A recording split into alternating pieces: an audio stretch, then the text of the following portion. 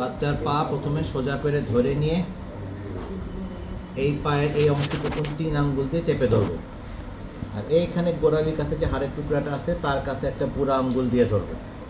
ধরার পর আমার এই বুড়া আঙ্গুলের মাথায় ভাঁজ করে বাকি পায়ের পাতাটাকে বাইরের দিকে বের করব।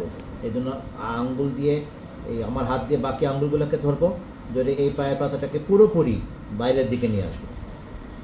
1 2 3 4 5 6 7 8 9 10 এই কোনো থেকে কর, তাহলে ভালো বোঝা যাবে। এখানে তাহলে ধরলাম 3 আঙ্গুল দিয়ে পা, এই হাতেরই বুড়া আঙ্গুল এই গোড়ালির কাছের এই জায়গায় আঙ্গুল রাখলাম। এই পাটাকে যখন ভাঁজ করবো আমার আঙ্গুলের সামনে ভাঁজ করে এই পাটা ফেরত আসবে, এটাকে ধরে পুরা পায়ের পাতাটাকে বাইরের দিকে টান দেবো। 1 2 3 4 5 6 7 8 9 10 চেষ্টা করবো এই সময় যতটা পারা যায় উপরের দিকেও রাখতে।